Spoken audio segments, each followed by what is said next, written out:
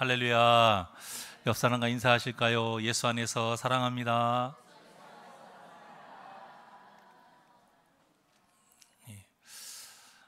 오늘 본문 전의 내용을 잠깐 정리를 해볼게요. 아브라함이 하나님의 언약을 기다리지 못하고 아내 사레의 뜻을 따라서 하갈과 동침하게 되고 그로 인해 이스마엘을 낳게 되잖아요. 그래서 하나님께서 13년 동안 말씀을 하지 않으셨습니다. 그런데도 하나님은 우리를 포기하지 않으시잖아요. 하나님은 아브라함을 포기하지 않으시고 13년 만에 다시 그 아브라함에게 나타나셨어요. 이것이 바로 우리 그리스도인들이 누리는 첫 번째 복이다 전했었죠.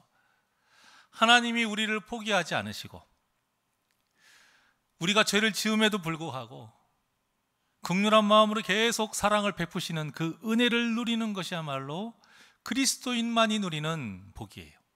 특권인 거예요.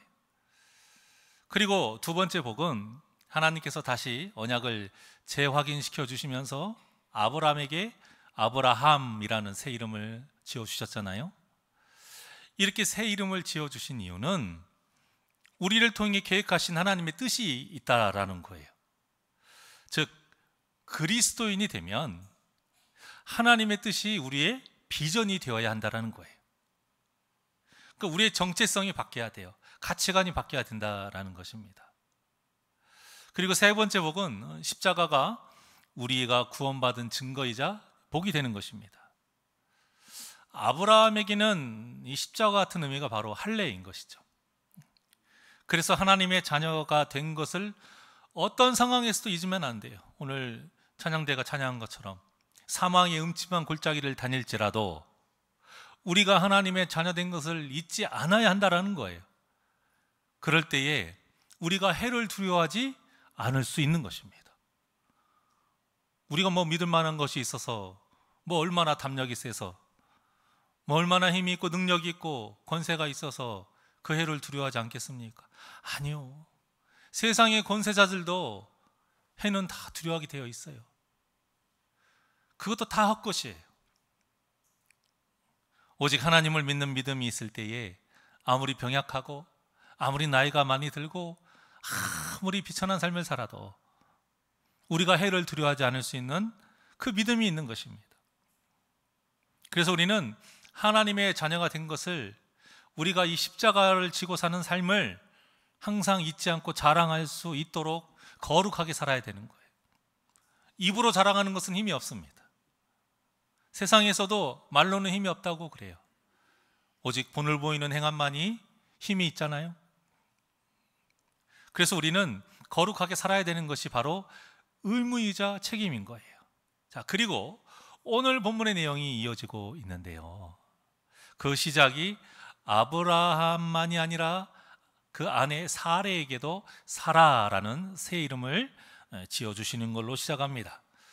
부부는 서로에게 어떤 존재가 되어야 돼요? 돕는 배필이 되어야 돼요. 그렇기 때문에 남편만 아니면 아내만 이러면 안 돼요. 둘 다 똑같아야 돼요. 열국의 아버지가 이제 아브라함이 됐어요. 그러면 아내도 무엇이 되어야 돼요? 열국의 어머니가 되어야 되는 것이죠. 그래서 하나님이 그런 뜻으로 이름을 바꿔주신 거예요. 원래 사레라는 뜻이 공주예요. 사라라는 뜻은 왕비예요. 의미가 더욱 어때요? 넓어진 거죠. 비전이 더 커진 거예요. 물론 사라가 여주인이라는 뜻도 있지만 결국 더 큰 의미로 보면 그저 예쁨 받고 보석처럼 혼자 빛나는 그런 공주와 같은 사례가 아니라 모든 백성을 돌보고 품어줄 수 있는 어머니와 같은 존재가 되어야 한다라는 뜻인 거예요. 이것이 바로 그리스도인이라는 새 이름을 받은 우리를 향한 하나님의 뜻인 것입니다. 하나님의 그 뜻이 우리의 비전이 되어야 되죠.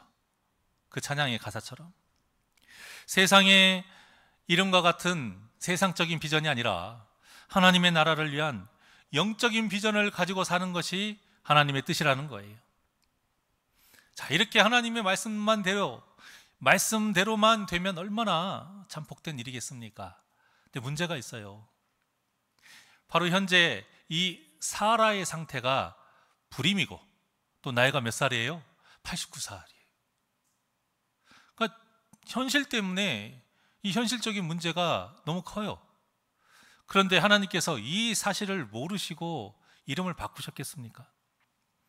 그리고 그냥 이름만 바꾸신 것이 아니라요, 사라라는 이름이 가진 그 비전이 실현될 수 있도록 더 자세하게 언약을 또 하시는데요. 16절입니다. 한 목소리로 시작.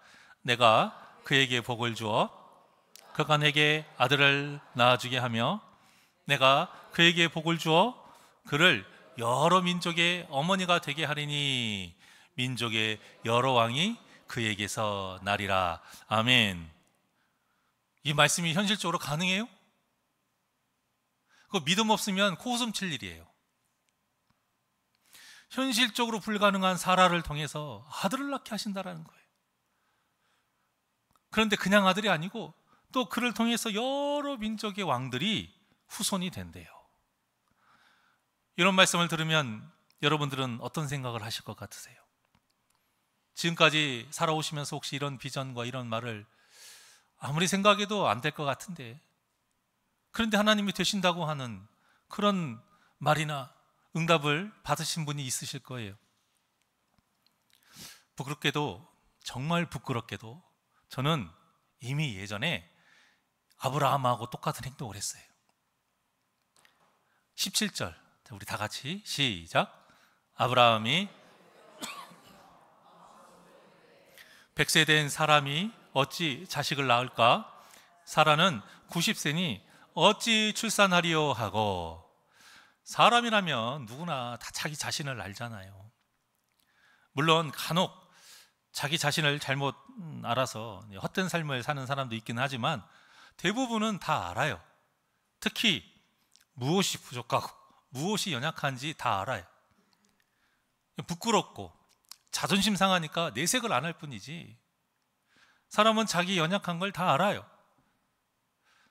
저도 마찬가지였습니다. 저도 제가 부족하고 연약한 부분을 알아요. 그래서 저는 단 한 번도 이 목회길을 생각해 본 적이 없어요. 그런데 하나님이 세워주시고 또 주위에 계신 분들이 또 말씀하시고 또 제 아내도 기도하면서 하나님께서 크게 사용하실 것 같아, 이런 말을 저한테 참 많이 했습니다. 그런 마음을 주시고 그런 감동을 주시고 비전을 주신대요. 아내뿐만이 아니고 다른 분들도, 저를 위해서 기도하시는 분들도 다 그런 말씀을 하세요. 자, 그런데 솔직히 저 그런 말 들었을 때마다 아브라함하고 똑같았어요. 그저 나 기분 좋으라고 하시는 말이겠지, 힘내라고 하는 말이겠지. 그냥 속으로 웃었어요. 겉으로는 고맙다고는 하지만. 그래서 저는 이 아브라함의 이 17절의 모습이 남일 같지가 않아요. 그런데 놀라운 것은 이렇게 부족한 저를 우리 새날교회 담임으로 하나님께서 세우셨지 않습니까? 저도 그렇고 아내도 그렇고요, 시간 날 때마다 하는 이야기가 우리가 어떻게 이 자리에 있지? 우리 같은 사람이 어떻게 우리 새날교회 담임으로 올 수가 있을까? 이런 말을 항상 합니다. 그러면서 하나님의 은혜를 기억하면서 감사해요. 하지만 저희는 되돌아보고 그저 감사하는 걸로 끝나지 않습니다. 이렇게 자격 없고 부족한 저희를 이 새날교회의 귀한, 굉장히 중요한 자리에 세우신 것은 분명히 하나님의 뜻하신 바가 있다라는 거죠. 분명 저보다 더 많이 배우시고 능력 좋으시고 믿음 좋으신 목사님들이 많았는데도 저같이 부족한 사람을 하나님께서 택해 주신 이유가 있다라는 거예요. 제가 잘나서도 아니고 능력이 있어서가 아니에요. 그냥 하나님의 계획이 있으신 거예요. 하나님의 계획 안에서 저와 아내를 통해서 이 새날교회에서 이루고자 하시는 계획이 있다라는 것이죠. 그래서 저희 부부는 이런 얘기를 할 때마다 결론이 무엇이냐? 감사가 아니라, 감사는 당연하고 그래서 더 깨어있자, 그래서 더 충성하자. 우리가 비록 명확하게 세세하게 알지는 못하지만 하나님께서 분명히 우리를 통해 이루고자 하시는 계획이 있기 때문에 우리 뜻대로 하지 않고 기도하면서 하나님의 뜻이 무엇인지 항상 간구하고 그 뜻대로 우리가 쓰임 받자, 항상 이렇게 결론을 냅니다. 그렇잖아요. 제가 잘나서도 아니고 능력이 있어서도 아니고 자격이 있어서도 아니고 사실 현실적으로 제가 이 자리에 올 수 있는 참 그런 과정이 아니었거든요. 그런데도 하나님께서 이루시고자 하는 계획이 있으셨기 때문에 제가 이 자리에 선 줄 믿습니다. 그러니 제가 제 마음대로 살 수 있겠어요? 제가 하고 싶은 대로 할 수 있겠습니까? 제 기준으로 된다 안 된다 판단해서도 안 되고요, 세상적인 기준으로 실현 가능성이 있다 없다 판단해서도 안 돼요. 오직 하나님의 뜻이 무엇인가 그거 알기에 집중하고 안다라면 오직 믿음으로 순종하는 삶, 그거 하나뿐인 거예요. 그런데 이러한 하나님의 뜻이 저에게만 있겠느냐 그거예요. 아닙니다. 우리 새날교회 성도님들 모두에게 저와 같은 하나님의 세세한 계획이 있음을 믿으시길 바랍니다. 자, 그러니까 여러분이 지금 이 자리에 이 새날교회에서 교인으로서 지금 예배드리고 있는 것 자체가 모두 하나님의 계획 안에서 이루어진 일이라는 거예요. 이 믿음이 있어야 돼요. 사랑하는 여러분, 모든 것이 하나님의 계획 안에 우리가 지금 이 자리에 있다는 것을 끝까지 믿고 나아가시기를 바랍니다. 이 믿음이 있어야 우리가 사탄의 유혹에 넘어가지 않을 수 있는 거예요. 만약 내 의지로, 내 뜻대로, 내가 결정해서 내 마음으로 새날교회 왔다고 생각을 하신다면 사탄이 정말로 작은 것으로 유혹을 하잖아요. 그냥 넘어가게 되어 있어요.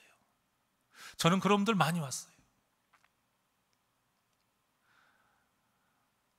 내 의지로 새날교회를 다닌다고 생각하기 때문에, 내 의지로 자기가 그 교회를 선택했다라고 생각했기 때문에 사람과의 자그마한 오해와 다툼 때문에 너무나도 쉽게 그 교회를 떠났던 사람들 저는 많이 봤어요. 내가 왔는데 내가 떠나는데, 내가 왔으니 내가 떠나는데 무슨 상관이냐, 저는 그렇게 말하는 분도 왔어요. 이 교회만 하나님 있냐고. 그건 맞는 말이죠. 그런데 틀린 것은 뭐예요? 자기가 온 게 아니에요. 그러면 하나님의 계획은 그 사람과의 어떤 문제로 인해서 떠나는 것이 그 사람 하나님의 계획입니까? 아닌 거예요.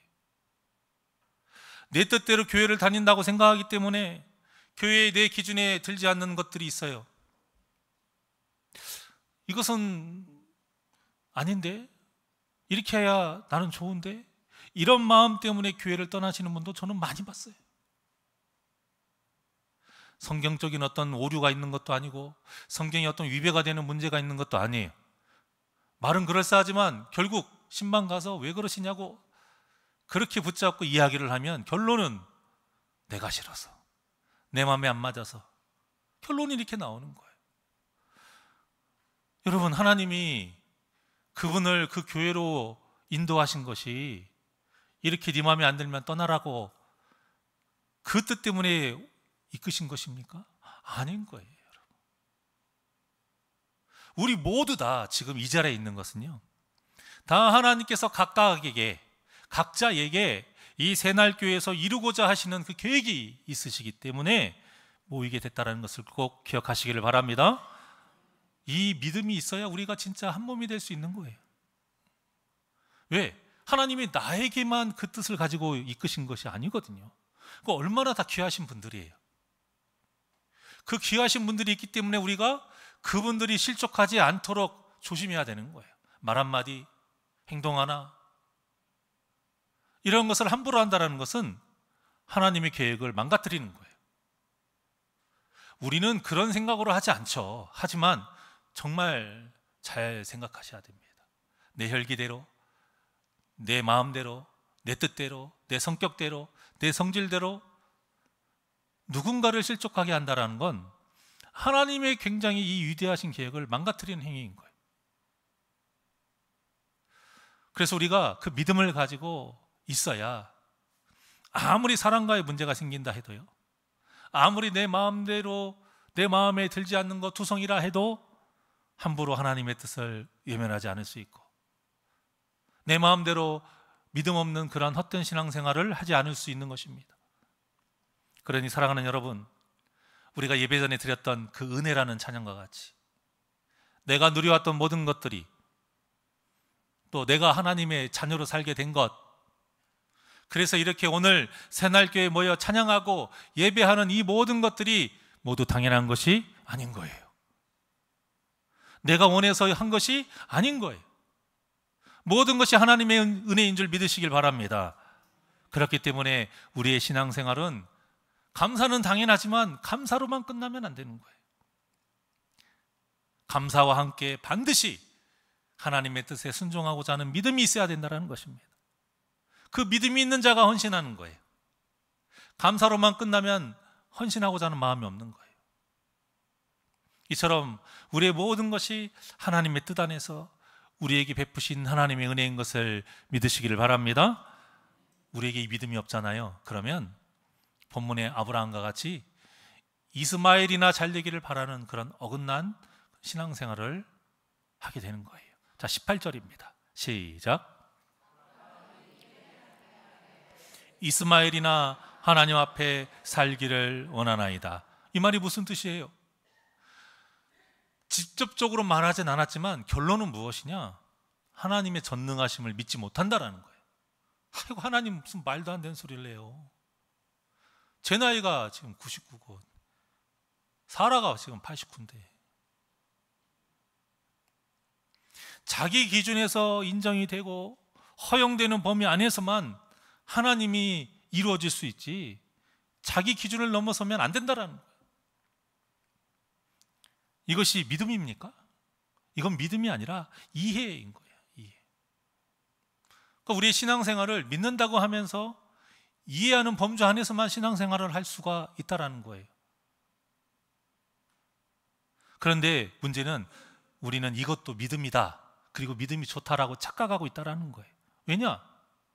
100%를 안 믿는 건 아니거든요. 그래도 믿는 건 있거든요. 내가 허용하고 이해하는 그 범위 안에서만 믿어서 그렇지 어쨌든 그것도 믿음이다. 또 그뿐만이 아니에요. 다른 사람과 비교하는 거예요. 그래서 내가 저 사람보다는 오래 다녔고, 저 사람보다는 신앙생활 또 많이 했고, 헌신도 많이 했고, 말씀도 많이 알고, 그래서 나는 저 사람보다는 믿음이 좋다, 이런 생각을 갖는다라는 거예요. 근데 여러분, 믿음의 기준이 다른 사람입니까? 믿음의 기준이 내가 세운 기준인 거예요? 아니에요. 믿음의 기준은 100% 하나님의 뜻입니다. 판단은 100% 하나님의 고유 영역이에요. 이것을 전적으로 보여준 예수님의 비유가 바로 달란트 비유 아닙니까? 5달란트 받은 자와 2달란트 받은 자가 주인에게 칭찬받은 이유가 5달란트를 남겼고 2달란트라는 엄청난 돈을 남겼기 때문 아닌 거예요. 달란트를 맡긴 그 주인의 뜻을 종이 알고 언제 돌아올지는 모르지만 이 주인이 반드시 돌아온다, 그것을 항상 기억하고 돌아올 때까지 그 주인의 뜻대로 열심히 순종했기 때문에 칭찬받은 거예요. 마태복음 25장 21절입니다. 시작. 그 주인이 이르되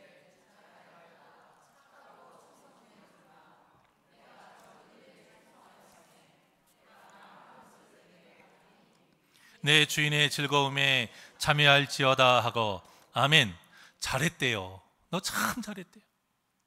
그런데 너 많이 남겨서 잘했다, 이런 말씀 하나도 없어요. 무엇 때문에 잘했다고 지금 말하고 있습니까?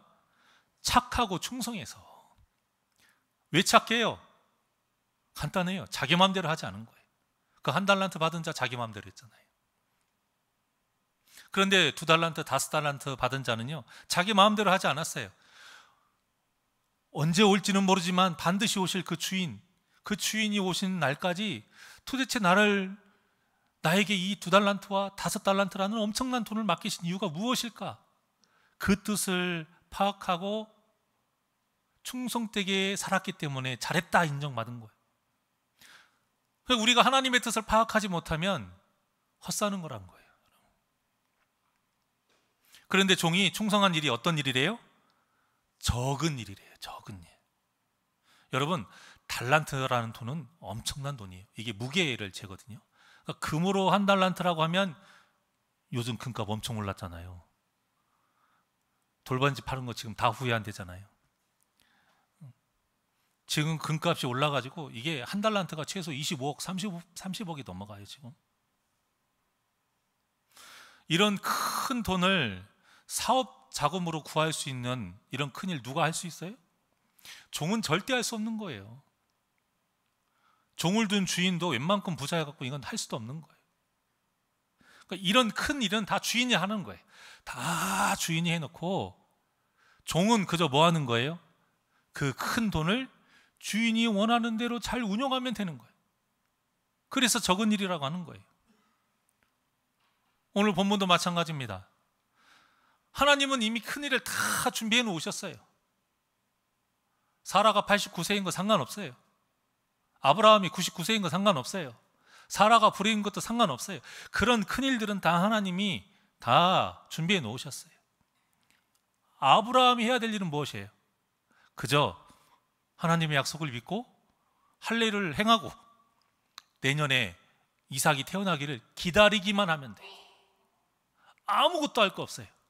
요즘처럼 병원 가서 뭐 약 먹고 운동할 필요도 없고 뭐 끊고 할 필요도 없어요. 그냥 기다리기만 하면 돼. 특별히 대단한 일도 없어요. 뭐 기술이 필요한 전문적인 일도 없어요. 그런데도 아브라함이 이 적은 일 하나를 안 하려고 하는 거예요. 그래서 뭐 한 거예요? 엎드려서 웃었어요. 왜냐? 자기 기준으로는 절대 일어날 수 없는 일이거든요. 그래서 적은 일에도 속하지 않는 정말 그냥 기다리기만 하는 굉장히 작은 일도 하지 못하고 웃은 겁니다. 어떻습니까? 이것을 믿음이라 할 수 있을까요? 그런데 우리도 이렇게 아브라함과 같은 연약한 믿음이 다 있다라는 거예요. 이렇게 믿음이 연약하기 때문에 어떻게 하냐? 나는 못한대요. 하나님, 저는 말주변도 없고 숫기도 없어서 전도 못해요. 그러니까 저기 말도 잘하고 사교성 좋은 저 아무개 집사, 저 권사님을 통해서 전도 잘 할 수 있게 능력 주시고 많은 사람들 전도될 수 있게 도와주세요. 이런 기도하는 거예요. 우리가 믿음이 연약하기 때문에 내가 하려고 하지 않고, 하나님, 저는 많이 배우지도 못했고 나이도 많고 바쁘고, 그러니까 말씀을 배우기 힘드니까 저기 저 젊고 똑똑한 우리 젊은 집사님들이나 청년들이나 말씀 많이 알아서 그 말씀대로 잘 살아가게 해달라고 그런 기도하는 거예요. 내가 하겠습니다. 이사야와 같이 주여 나를 보내소서 이렇게 먼저 응답하는 것이 아니라 해라 라고 맡겨주셨는데 저는 안 돼요. 모세가 처음 하나님을 만났던 것처럼 이래서 안 되고 저래서 안 돼요. 우리가 이런 연약한 믿음이 다 있다라는 거예요. 그래서 연말만 되면 각 교회마다 담임 목사님들 말씀드렸죠. 원형 탈모가 온대잖아요. 왜요? 사명을 맡기려고 하면 다 못하겠다고 거절해요. 저는 안 돼요. 능력이 안 돼서 안 돼요. 다 기도해보고 그 감동 주셔서 나름 열심히 준비한 건데 다 안 된다고 하니 이게 미칠 노릇인 것이죠. 근데 이렇게 거절하는 이유는 두 종류예요. 하나는 하기 싫어서, 또 하나는 뭘까요? 오늘 아브라함과 같은 모습인 거예요. 자신은 도저히 그 사명을 감당할 수 있는 환경도 안 되고 능력도 안 된다라는 것이죠. 하지만 하나님의 뜻은 그것이 아니에요. 여러분, 교회 일을 이렇게 세상의 기준으로 어떤 상식으로 이렇게 이룰 것 같으면 믿음이 왜 필요합니까? 그냥 학력으로 직분 맡기면 되고, 그렇죠? 나이로 일 시키면 되고, 자격증으로 그 자격증에 맞는 사명 감당시키면 돼요. 하지만 하나님의 뜻은 사람의 기준과 다릅니다. 세상의 기준과 달라요. 아무리 눈에 보기에 자격이 없어 보여도, 아무리 별 볼 일 없어 보여도 하나님은 그 영혼을 통해서 이루고자 하시는 계획이 있어요. 그 계획이 있기 때문에 우리 새날교회로 이끌어 주시고 또 직분도 주시고 여러분들에게 사명을 주신다는 것을 믿으시길 바랍니다. 그렇기 때문에 함부로 남을 판단하면 안 돼요. 에이? 저 사람이? 안 돼. 저 사람은 절대 그런 일 할 수 없어. 이런 생각 진짜 위험한 생각인 거예요. 이런 생각은 하나님의 전능하심을 믿지 않는 것이고요, 하나님의 선하신 계획이 있다는 것을 의심하는 굉장히 위험한 생각이에요. 고린도전서 1장 28절과 29절 다 같이 합독합니다. 시작.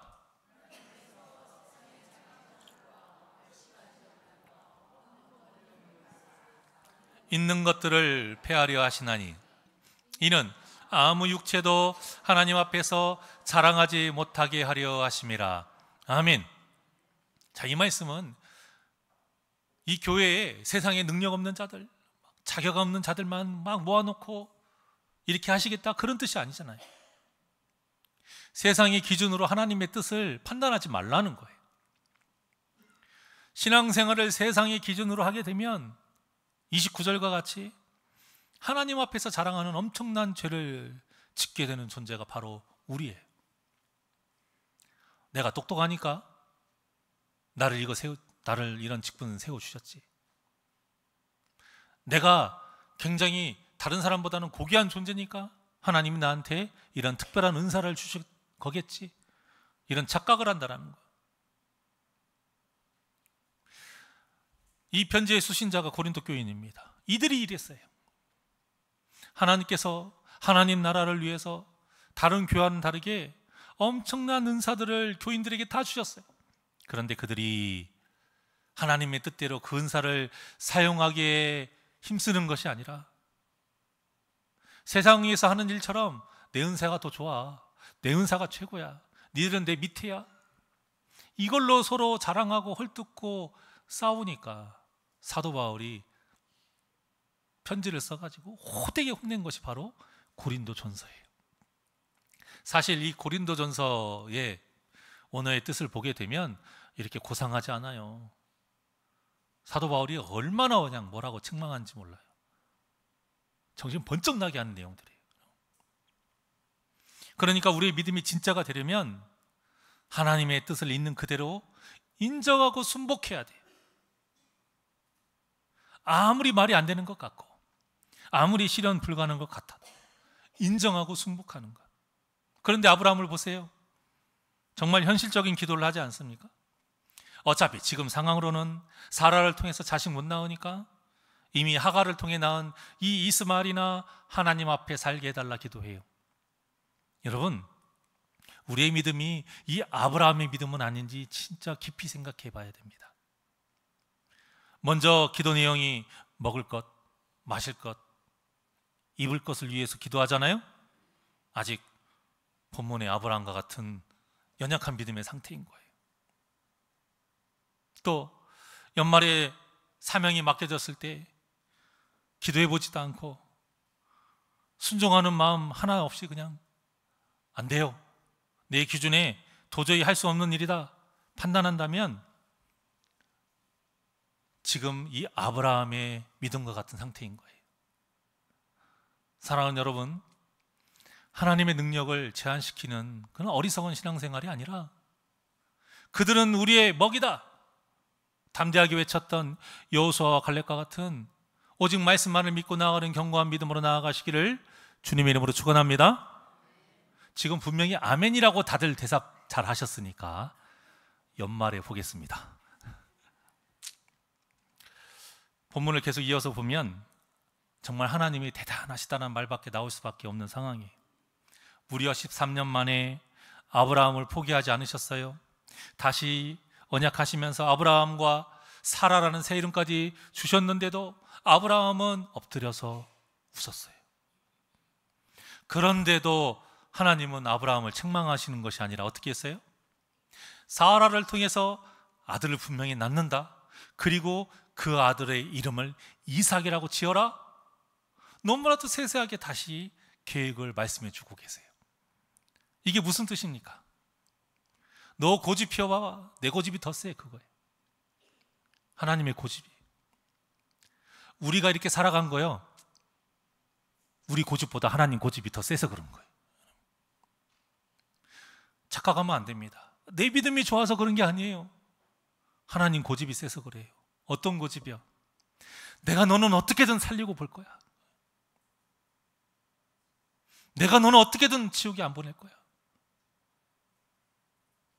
하나님의 이 선하신 긍휼의 고집 때문에 우리가 지금 이렇게 살아가고 있다는 것을 믿으시기를 바랍니다. 네가 아무리 안 되는 일하고 고집 펴봐. 되는지 안 되는지 똑똑히 봐라 이거예요. 내가 너를 통해 이루려고 했던 그 모든 일들이 1년 뒤에 반드시 이루어질 것을 네가 보게 될 것이다. 그러니까 우리에게 정말 필요한 믿음은 무엇이냐? 이 하나님의 선하신 계획을 믿고 그 하나님의 때까지 인내하는 믿음인 거예요. 어떻게? 내 맘대로가 아닌 2달란트, 5달란트 받은 자와 같이 그 하나님의 뜻대로 인내하는 믿음. 어디 그뿐입니까? 아브라함이 바랐던 세상적인 강구 있잖아요. 그 이스마엘. 그 이스마엘도 크게 생육하고 번성하게 하신대요. 12명을 낳아서 큰 나라가 되게 하신대요. 참 놀라운 하나님의 은혜예요. 그 증거가 바로 1년 뒤에 사라를 통해서 낳은 이삭, 그 이삭을 통해서 이스마엘을 향한 그 약속까지도 진짜인 것을 네가 알게 될 것이다. 그거예요. 이삭이 무슨 뜻입니까? 웃음이라는 뜻이에요. 웃음. 지금까지 웃었던 건 다 가짜 웃음이라는 거예요. 진짜 웃을 일이 있다라는 거예요. 세상적으로는 절대 웃을 수 없는 일을 웃게 해주신다라는 겁니다. 자, 그러니까 하나님을 통해서 웃는 웃음이 진짜라는 거예요. 물질도 하나님을 통해서 얻는 물질이 진짜입니다. 그래서 그리스도인들은 아무리 세상 사람들이 모두 다 해도요, 저울추 속이면 안 되는 거예요. 왜냐?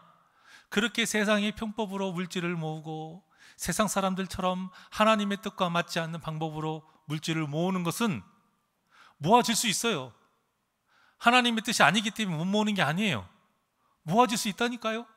그런데 그 모아지는 것이 복이 아니라 저주가 되는 거예요. 이런 부유함은 반드시 그 물질로 인해서 문제가 생겨요. 특히 신앙적으로 하나님과 멀어지게 하는 수단이 되는 거예요. 이거 100%입니다. 100%. 그러니까 여러분, 물질이 됐든 명예가 됐든 자녀가 잘 되는 일이 됐든 건강이 됐든 이 모든 것들이 하나님을 통해서 얻어지는 진정한 기쁨이 될 수 있도록 항상 믿음으로 나아가시기를 주님의 이름으로 축원합니다.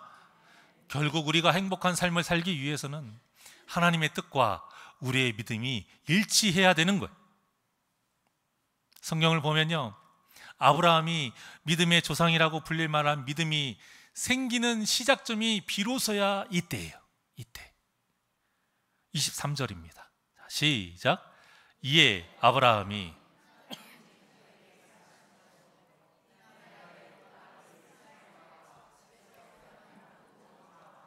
돈으로 산 모든 자 곧 사람 중 모든 남자를 데려다가 그 포피를 베었으니. 아멘. 하나님이 명령하신 할례를 행한 것이죠. 자, 그런데 이 말씀의 히브리어 원문을 보게 되면요, 어떤 뜻의 단어가 사용되냐면 완전히 동일하게, 완전히 동일하게라는 단어가 사용이 돼요. 100% 순종했다라는 거예요. 하나도 빠짐없이. 여러분, 이런 순종이 어떤 때에 가능할 것 같으세요? 하나님의 뜻을 오롯이 믿을 때에 가능한 거예요. 바로 욥과 같이 말이에요. 욥기서 1장 20절에서 22절입니다. 시작. 욥이 일어나 겉옷을 찢고 머리털을 밀고 땅에 엎드려 예배하며 이르되 내가 모태에서 알몸으로 나왔어. 또한 알몸이 그리로 돌아가올지라.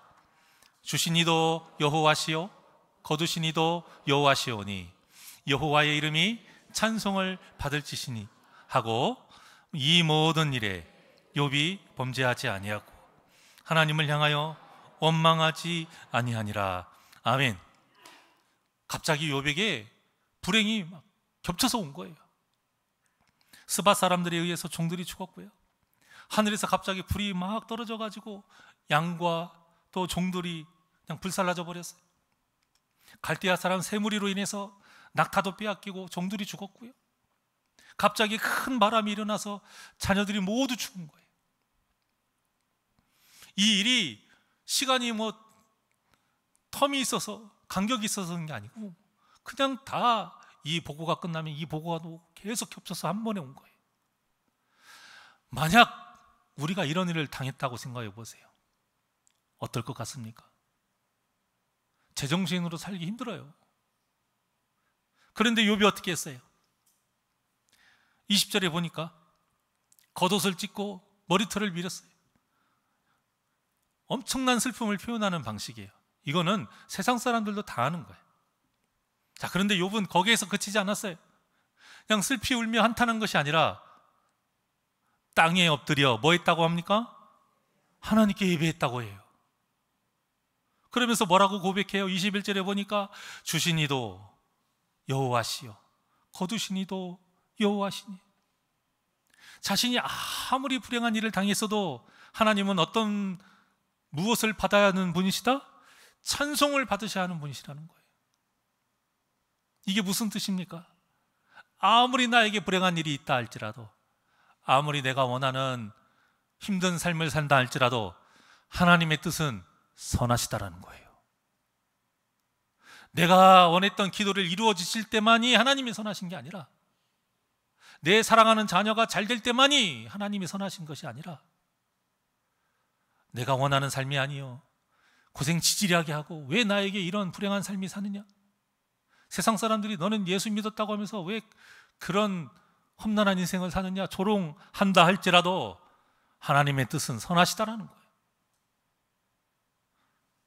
아무리 내가 이해하지 못하는 일이라 해도 하나님이 하시는 일이라면 순종하고, 그로 인해서 하나님을 떠나는 게 아니라 더 하나님 붙잡고 기도하고 예배하고 어떤 원망과 불평도 하지 않아야 한다라는 것입니다. 이것이야말로 하나님의 뜻을 온전히 믿는 믿음의 사람이 보이는 모습이라는 거예요. 그러니 우리가 조금 믿음 있다라고 내 자신을 생각하는 그때가 얼마나 부끄럽습니까? 우리가 쉽게 우쭐댈 수 있는 거 아니에요.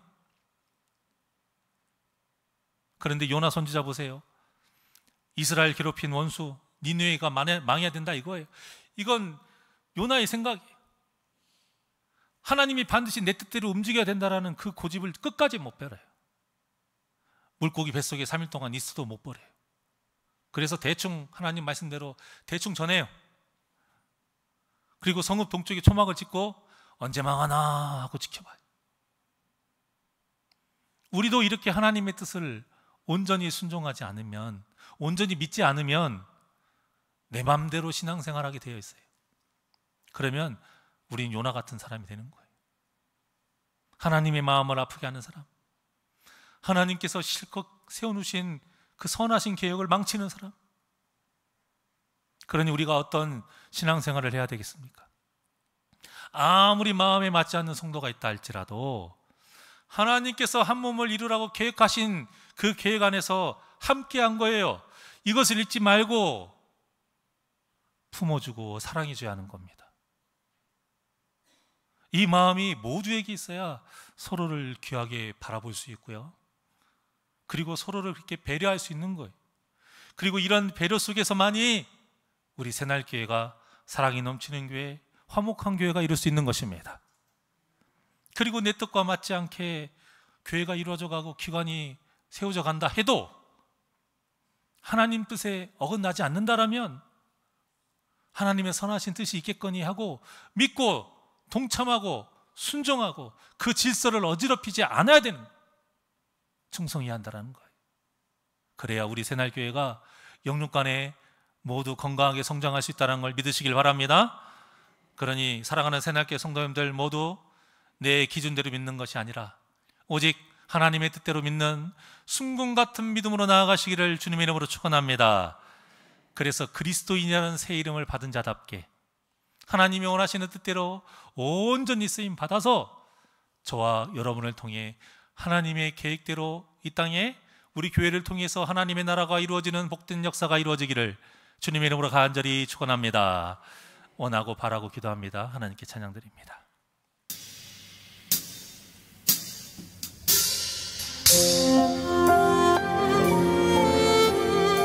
우리가 원해야 될 것, 바라야 될 것, 기도해야 될 것, 오늘 말씀 묵상하고 이 찬양이 우리 믿음의 고백이 되기를 원합니다. 이 세상을 살아가는 동안에 나의 힘을 의지하지 않습니다. 나의 힘을 의지할 수 없으니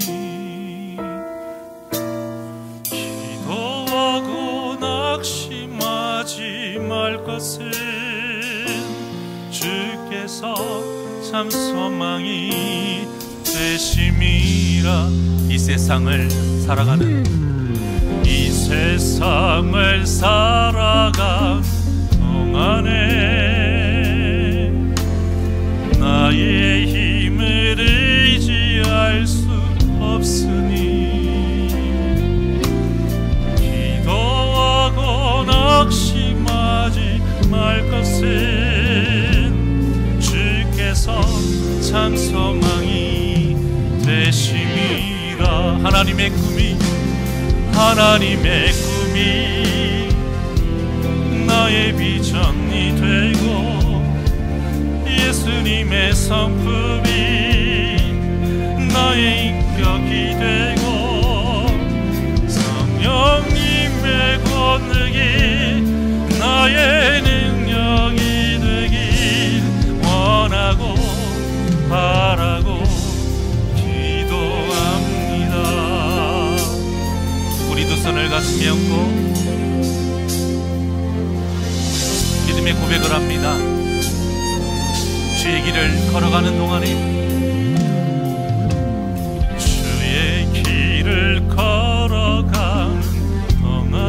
세상 의지하지 않습니다. 세상의 것 의지할 수 없으니 감사하고 낙심하지 말 것은 주께서 참 기쁨이 되심이. 하나님의 꿈이 나의 비전이 되고 예수님의 성품이 나의 인격이 되고 성령님의 권능이 나의 능력이 되길 원하고 바라고 기도합니다. 하나님의 꿈이 나의 비전이 되고 예수님의 성품이 나의 인격이 되고 성령님의 권능이 나의 능력이 되길 원하고 바라고. 우리 두 손 높이 들고 고백합니다. 하나님의 꿈이 나의 비전이 되고 예수님의 성품이 나의 인격이 되고 성령님의 권능이 나의 능력이 되길 원하고 바라고 기도함. 하나님의 꿈이 나의 비전이 되고 나의 비전이 돼 예수님의 성품이 나의 인격이 되고 성령님의 권능이 나의 능력이 되길 원하고 바라고 기도합니다. 기도하시겠습니다. 선하신 하나님, 우리를 향한 모든 하나님의 계획은 선하신 줄 믿습니다. 비록 내 기준에 이해하지 못하고 현실적이지 못할 것 같다 할지라도, 세세하게 그 때와 그 방법을 모른다 할지라도 나를 향한 하나님의 그 선하신 뜻을 온전히 믿고 인내하며 끝까지 충성하며 나아가게 하여 주시옵소서. 그래서 우리를 향해 하나님께서 세우신 모든 그 선하신 뜻이 다 이루어질 수 있도록 우리 새날교회 모든 성도가 그 뜻을 품고 믿음으로 서로를 귀하게 대하고 사랑하며 배려하며 합력하여 선을 이루어 우리 교회를 통해 놀라운 하나님의 크신 역사가 이루어지고 하나님 나라가 펼쳐지게 하여 주시옵소서. 감사함 예수님의 이름으로 기도하옵나이다. 아멘.